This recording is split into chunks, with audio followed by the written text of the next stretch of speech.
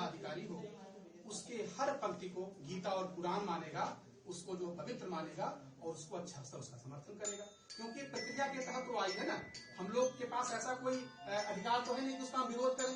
Sir please sir थोड़ा सा आपने इस्तीफा दिया है, क्या वजह थी इस्तीफा देने के लिए, किसके पक्ष में दिया आपने? मैंने सरकार के समर्थन में, माननीय योगी आदित्यनाथ जी के समर्थन में, माननीय भारत के प्रधानमंत्री नरेंद्र मोदी जी के समर्थन में, माननीय अमित शाह जी के समर्थन में और स्वामी अवमुक्तेश्वरानंद जो शंकराचार्य हैं उनके विरोध में मैंने इस्तीफा दिया है। क्या वजह थी? वजह यह है कि विगत 2 दिनों से मैं बहुत मर्माहत था।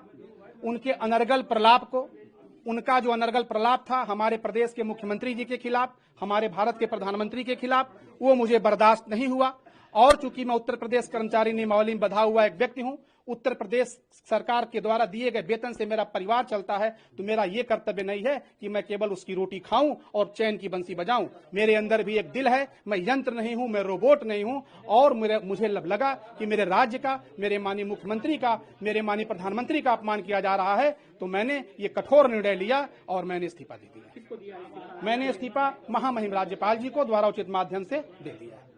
क्या कहना चाहते हैं जिस तरीके से ये विवाद छिड़ा हुआ है जी, तो इसको लेकर के क्या कहना? मैं ये कहना चाहता हूं देश के नौजवानों से, जो सोशल मीडिया पे हमारे लोग रील देखने वाले जो नौजवान हैं, कि आप पहले किसी तथ्य को समझिए। आप देखिए कि आपको जो चीज दिखाई जा रही है वो वास्तव में है क्या। जैसे कि जो हमारे माननीय मुख्यमंत्री के खिलाफ जो बयान दिया गया, क्या उनको ये बयान देने का अधिकार है? यदि इनको वो बयान देने का अधिकार नहीं है तो वो इस तरह का बयान न दें, क्योंकि ये अपमान हमारे प्रदेश का अपमान है, हमारे मुख्यमंत्री का अपमान है, हमारे पूरी जनसंख्या का अपमान है, हमारे राष्ट्र का अपमान है। ऐसे अपमान को कतई बर्दाश्त नहीं किया जाना चाहिए। और इसीलिए मैंने एक सीमित दायरे में एक राष्ट्रभक्त की तरह, एक समाजसेवी की तरह अपने इस पद से इस्तीफा दिया। यूजीसी के मामले पे मेरा ये कहना है कि यूजीसी एक विधिवत प्रक्रिया के तहत, भारत के संवैधानिक व्यवस्था के तहत पूरी तरह परिचर्चा के बाद ये पारित किया गया है और भारत के गजट में, भारत के राजपत्र में प्रकाशित हो गया है। तो मैं एक कर्मचारी हूं, मैं उत्तर प्रदेश नियमावली में, सेवा नियमावली में बंधा हुआ व्यक्ति हूं। तो भारत सरकार के गजट में कोई चीज प्रकाशित हो जाएगी तो मैं ही नहीं, भारत का कोई भी अधिकारी कर्मचारी एक एक पंक्ति को वो गीता और कुरान समझेगा, पवित्र समझेगा, पाक समझेगा और हमेशा उसका समर्थन करेगा। कोई दबाव अभी तो किसी के कोई?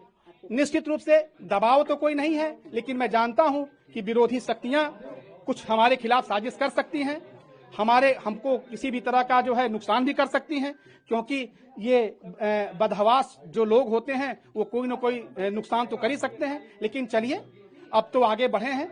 भारत के इतिहास में पहली बार किसी क्लास 1 अफसर ने सरकार के समर्थन में इस्तीफा दिया है और सकारात्मक चर्चा छिड़ी है।